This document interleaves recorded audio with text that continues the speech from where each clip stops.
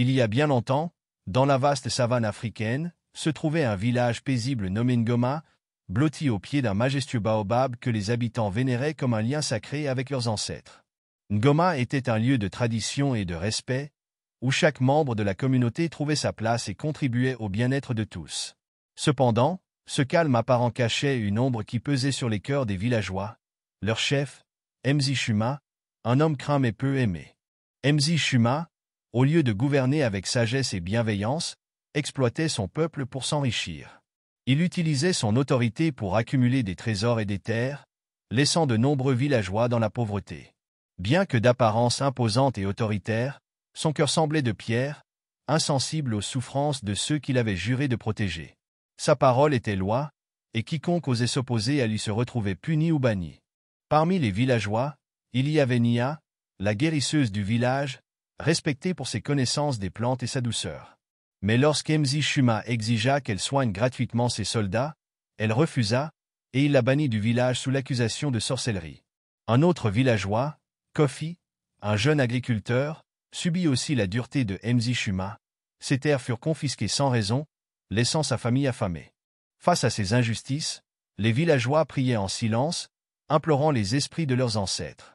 Leur cœur espérait un miracle, car seul le baobab, selon eux, entendait leurs plaintes. Dans ce village de douleur et de résilience, les habitants attendaient l'intervention d'une justice plus grande, celle que nul homme ne pourrait contester. Sous la poigne de fer de Mzi Shuma, le village de Ngoma avait peu à peu sombré dans un climat de peur et d'injustice. Ce chef autoritaire, autrefois respecté, s'était transformé en un tyran avide de pouvoir, prêt à tout pour asseoir son autorité. Pour les habitants de Ngoma, il était clair que Mzi Shuma ne gouvernait plus pour le bien de son peuple, mais pour satisfaire ses propres ambitions et enrichir sa maison d'or et de biens précieux. L'une des injustices les plus criantes du règne de Mzi Shuma était son imposition de taxes exorbitantes aux agriculteurs du village. Chaque saison, il envoyait ses soldats recueillir des impôts bien au-delà des capacités des familles. Les récoltes, à peine suffisantes pour nourrir les habitants, étaient en grande partie réquisitionnées pour les réserves du chef. Kofi, un jeune agriculteur qui travaillait jour et nuit pour cultiver ses champs, voyait ses efforts anéantis à chaque récolte. Un jour, après une année de dur labeur et d'espoir modeste, il regarda avec désespoir les soldats de Mzi Shuma emporter le fruit de son travail, laissant à peine de quoi survivre à sa famille. Le regard de ses enfants, affamés et incompris, poignardait le cœur de Kofi, mais il était impuissant face aux hommes du chef. Les terres de Kofi, qui appartenaient à sa famille depuis des générations, furent même un jour saisies par Mzi Shuma sous prétexte d'un manque de paiement des taxes. Kofi n'eut pas le droit de se défendre ni d'expliquer ses difficultés, les soldats arrachèrent ses cultures, et lui et sa famille furent contraints de quitter leur propre terre. Désormais, Kofi n'avait plus rien, et chaque regard de son village natal lui rappelait l'injustice qu'il avait subie. Mais Mzi Shuma ne s'arrêtait pas aux taxes. Son appétit de contrôle et de domination s'étendait à chaque aspect de la vie villageoise. Il contrôlait l'accès aux ressources essentielles du village, notamment l'eau. Le puits sacré, situé près du baobab, était la principale source d'eau de Ngoma. Autrefois, les villageois s'y rendaient librement, mais le chef avait récemment décrété qu'il fallait payer pour y puiser. Les familles, déjà appauvries par les taxes, peinaient à payer cette nouvelle redevance. Beaucoup de villageois, assoiffés et désespérés, tentaient de s'y rendre de nuit, espérant éviter les gardes, mais les soldats les traquaient, leur infligeant des punitions humiliantes pour oser défier les règles de Mzi Shuma. L'injustice ne touchait pas seulement les terres et l'eau, mais aussi les soins. Nia, la guérisseuse du village, incarnait l'âme bienveillante de Ngoma. Avec ses connaissances des plantes et ses remèdes, elle soignait les blessures et les maladies de chacun sans distinction. Mais Mzi Shuma, voyant en elle une ressource qu'il pouvait exploiter, lui imposa de soigner ses soldats gratuitement, tandis que tous les autres villageois devaient payer pour ses services. Lorsque Nia refusa de suivre cet ordre inéquitable, elle fut accusée de sorcellerie et bannie du village. L'absence de Nia fut un coup dur pour les habitants, privés de soins et déstabilisés par la perte de cette figure bienveillante. Les maladies autrefois mineures devenaient dangereuses, et la douleur de perdre des proches sans remède se faisait sentir cruellement. Les rumeurs de la cruauté de Mzi Shuma se répandaient jusqu'aux villages voisins, mais nul n'osait intervenir. Mzi Shuma avait renforcé son armée et resserré son emprise. Il surveillait ses villageois avec méfiance, suspectant chacun de vouloir se rebeller. Les anciens, respectés pour leur sagesse, tentaient parfois d'intercéder auprès du chef pour lui rappeler l'importance de la justice et du bien commun, mais Mzishuma les chassait de son palais avec mépris. Il refusait de prêter oreille aux conseils, se convainquant qu'il était au-dessus de tous et que ses actions étaient justes. Les villageois, de plus en plus épuisés par cette tyrannie, commencèrent à organiser des réunions secrètes sous le baobab sacré, où ils se retrouvaient pour prier les esprits ancestraux. Ils demandaient des signes, une intervention divine, car ils savaient que seule une force supérieure pourrait rétablir l'équilibre perdu. Les histoires des anciens racontaient que, par le passé, les ancêtres étaient intervenus lorsque l'injustice menaçait l'âme du village. Les villageois, dans leur désespoir, plaçaient tous leurs espoirs dans ces récits anciens, priant pour qu'une justice invisible réponde à leurs supplications. Chaque soir, alors que la brise traversait les branches du baobab et que la lune éclairait les visages résolus de ceux qui espéraient un changement, le murmure de l'injustice se répandait dans le silence. Les villageois sentaient que quelque chose de puissant se préparait, un vent de révolte silencieux, une force invisible qui se manifestait dans chaque prière et chaque regard de défi lancé dans la direction du palais de Mzishuma. Ils attendaient, pleins d'espoir et de peur, la main invisible de la justice divine.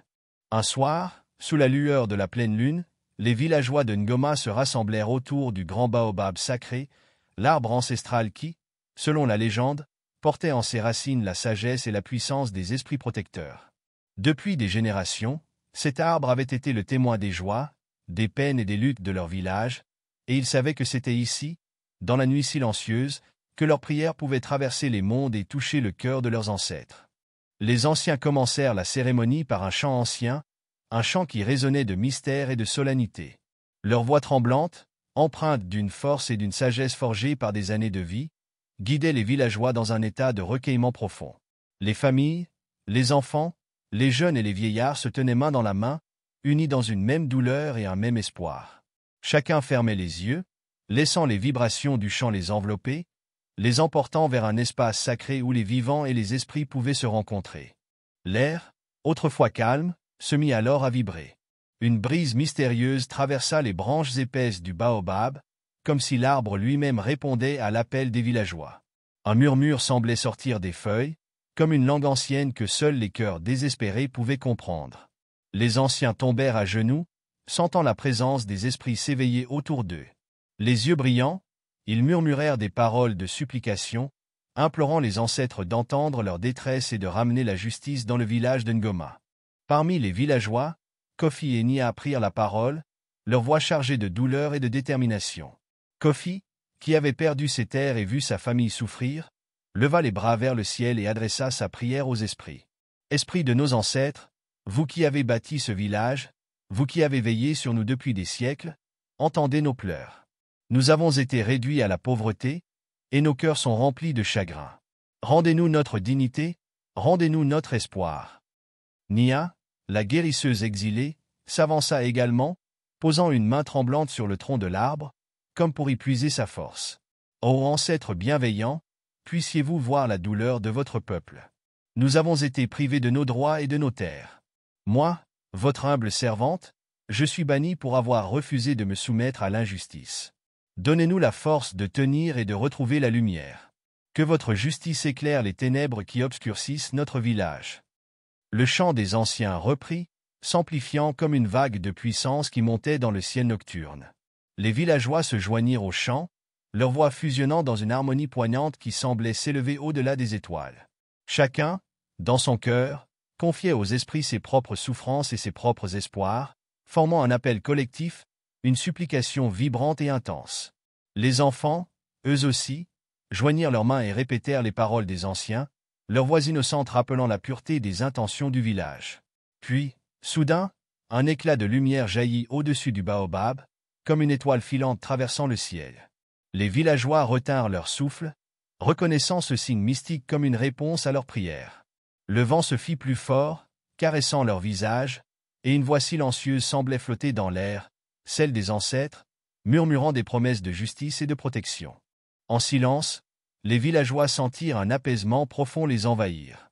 Ce n'était pas une réponse concrète, mais une promesse, un signe que leur prière avait été entendue. Il savait qu'ils n'étaient plus seuls dans leur lutte et que les esprits veillaient désormais sur eux. Ce soir-là, ils rentrèrent chez eux le cœur un peu plus léger, convaincus qu'une justice invisible, mais inévitable, se préparait à restaurer l'équilibre brisé de leur village. Le grand baobab, quant à lui, restait immobile et majestueux, ses racines profondément ancrées dans la terre, témoignant de la force des liens entre le monde des vivants et celui des esprits. La nuit où les ancêtres répondirent à l'appel des villageois, une atmosphère étrange enveloppa Ngoma. Le ciel, autrefois clair, se couvrit de nuages sombres, et un silence lourd s'abattit sur le village, comme si même la nature retenait son souffle. Les villageois, reclus dans leur maison, sentaient une énergie inhabituelle flotter dans l'air, une puissance invisible prête à se manifester. C'était la nuit où la justice des ancêtres allait se faire connaître. Mzi Shuma, lui, dormait profondément dans sa vaste demeure, inconscient du tumulte spirituel qui envahissait le village. Pourtant, aux premières heures de l'aube, il fut brusquement réveillé par une voix puissante, une voix qui semblait venir de toutes parts, résonnant dans son esprit. C'était une voix profonde, ancienne, celle d'un ancêtre dont l'autorité résonnait comme un écho à travers les âges. Mzi Shuma, toi qui as gouverné avec cruauté et abusé de ton pouvoir, réveille-toi et viens répondre de tes actes, ordonna la voix. Effrayé, le chef ouvrit les yeux, cherchant désespérément d'où venait cette voix, mais tout autour de lui n'était que silence et obscurité. Puis, comme emporté dans un rêve étrange, il se retrouva transporté dans une vision, dans un monde entre celui des vivants et celui des esprits. Mzi Shuma se tenait désormais devant un immense tribunal, au cœur d'une forêt ancestrale. Autour de lui, les silhouettes des ancêtres se dessinaient, leurs visages graves et empreints de sagesse. Les arbres semblaient murmurer des prières anciennes, et le vent portait des mots de justice et de réprimande. L'aura des ancêtres pesait sur lui, le réduisant presque à un simple mortel, vulnérable et impuissant. Alors, un des ancêtres, un homme majestueux au visage marqué par le temps et la sagesse, s'avança et prit la parole. Mzi Shuma, nous avons observé tes actions depuis longtemps. Nous avons vu comment tu as appauvri ton peuple, comment tu as pris les terres des innocents et exilé ceux qui se sont opposés à ton injustice. Tu as abusé de l'autorité que nous t'avions confiée, oubliant que le pouvoir vient avec une responsabilité sacrée. Mzi Shuma tenta de parler, mais sa voix était étouffée par la honte. Dans cet espace mystique, il ne pouvait pas mentir, et chaque acte qu'il avait commis apparaissait devant lui comme une série d'images douloureuses. Il revit les visages de ceux qui l'avaient opprimé, Kofi, qui avait perdu ses terres et souffrait pour nourrir sa famille, Nia, la guérisseuse bannie pour avoir refusé de soigner gratuitement les soldats, les enfants assoiffés devant le puits désormais contrôlé par son pouvoir. Chaque image était une morsure de regret qui le laissait tremblant. Les ancêtres continuèrent leur jugement. Nous te donnons une chance, Mzi Shuma. Tu as le choix de réparer tes fautes et de gouverner avec justice, ou bien tu seras déchu de tout pouvoir et condamné à une vie d'errance, privé de l'honneur de ton rang. Mzi Shuma sentit un frisson parcourir son corps. Le poids de ses fautes l'écrasait, mais l'espoir d'une rédemption éveillait en lui une lueur de courage. Esprit de mes ancêtres, pardonnez-moi. Je réalise maintenant l'ampleur de mes erreurs. Laissez-moi réparer mes torts. Je jure devant vous de rendre justice à mon peuple. À ces mots, les ancêtres se regardèrent, puis un murmure de satisfaction parcourut l'assemblée. La forêt se mit à vibrer d'une énergie nouvelle, comme une acceptation silencieuse de sa promesse. La voix de l'ancêtre résonna une dernière fois. Retourne dans le monde des vivants, Mzi Shuma, et accomplis ce serment. Mais sache que si tu échoues, notre jugement sera irrévocable. En un instant, Mzi Shuma se retrouva dans son lit, tremblant et couvert de sueur. Ce qu'il venait de vivre n'était pas un simple rêve, mais un avertissement clair. Le cœur battant, il sut que le temps de l'injustice était révolu. À partir de ce jour, il s'efforcerait de devenir le chef que son peuple méritait, sous l'œil attentif de ses ancêtres. Au matin suivant cette nuit mystérieuse, Mzi Shuma émergea de sa demeure, transformé. Ses pas étaient lourds, non plus de fierté, mais d'humilité, et ses yeux, autrefois sévères, étaient remplis de remords. Il marchait lentement à travers le village, observant les regards méfiants et les expressions fermées des villageois. Chacun détournait les yeux, murmurant des paroles amères et silencieuses. Il comprenait maintenant la profondeur des blessures qu'il avait infligées. Arrivé au centre du village, Mzi Shuma rassembla les villageois, les suppliant d'écouter ce qu'il avait à dire. Sa voix, d'habitude autoritaire, était désormais douce et tremblante. « Peuple de Ngoma, hier soir, les ancêtres m'ont rendu visite. Ils m'ont montré la souffrance que j'ai causée et m'ont jugé pour mes fautes. J'ai compris l'ampleur de mes erreurs, et je suis ici pour vous demander pardon. » Les villageois, d'abord sceptiques, restaient silencieux, écoutant attentivement. Le chef poursuivit, « À partir de ce jour, je jure devant vous tous de réparer mes torts. Je rends à Kofi les terres que je lui ai prises injustement, et je m'engage à réduire les taxes qui vous étouffent. Nia, notre guérisseuse, est libre de revenir parmi nous, et plus jamais elle ne sera contrainte de soigner sous la contrainte. » Un murmure de surprise parcourut l'assemblée. Kofi, le cœur battant, s'avança. Il scrutait le visage de Mzi Shuma, cherchant des signes de tromperie, mais n'y vit qu'un regret sincère. D'un geste lent, il hocha la tête en signe d'acceptation, offrant ainsi au chef une première lueur de pardon. Mzi Shuma tint sa parole. Il restitua les terres de Kofi, mit fin aux taxes oppressives, et veilla à ce que le puits du village soit à nouveau accessible à tous, sans frais. Peu à peu, les villageois retrouvèrent confiance en lui, même si le chemin vers la réconciliation totale restait long. Son humilité et ses actions concrètes commencèrent à apaiser les cœurs. Nia, de retour parmi les siens, reçut de nombreux témoignages de gratitude pour sa résilience et sa force. Elle accueillit également Mzi Shuma avec bienveillance, voyant en lui un homme en quête de rédemption. Ensemble, ils initièrent des rituels pour honorer les ancêtres et remercier les esprits pour leur intervention divine. Les villageois, autrefois divisés par la peur et l'injustice, ressentaient désormais une unité retrouvée. Mzi Shuma, lui, poursuivit son travail de chef, mais avec un cœur humble et un esprit apaisé. Sous l'ombre bienveillante du grand baobab, il jura de toujours se souvenir de la leçon apprise, le pouvoir est un don des ancêtres, et la justice, une force invisible qui veille toujours. Ainsi, Ngoma retrouva sa paix et son équilibre, renforcés par cette épreuve. La transformation de Mzi Shuma devint un exemple pour les générations futures, rappelant que même les plus grands fautifs peuvent changer, si les ancêtres le veulent et si le cœur se repent véritablement. Avec le temps, le village de Ngoma retrouva sa sérénité. Grâce aux efforts sincères de Mzi Shuma pour réparer ses erreurs, les habitants apprirent peu à peu à lui accorder leur confiance. Le puits sacré était à nouveau libre d'accès, les terres restituées, et les impôts allégés. Les villageois vivaient désormais en paix, renforcés par les liens de solidarité et de respect qu'ils avaient tissés à travers cette épreuve.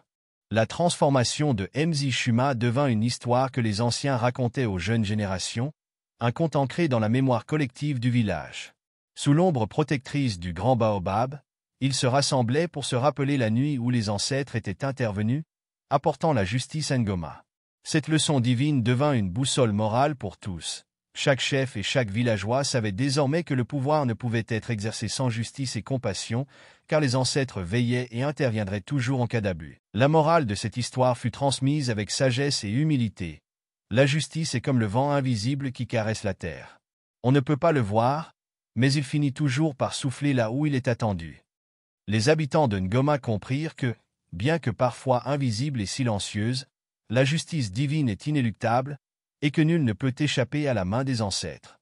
Ainsi, le village prospéra sous la guidance de cette sagesse, et Mzi Shuma, désormais juste et humble, devint un chef respecté et aimé, conscient que le véritable pouvoir réside dans le service de son peuple et le respect des valeurs éternelles. Abonnez-vous à la chaîne, activez la cloche pour ne pas manquer aucune nouvelle histoire. Dites-nous dans les commentaires ce que vous pensez de cette histoire.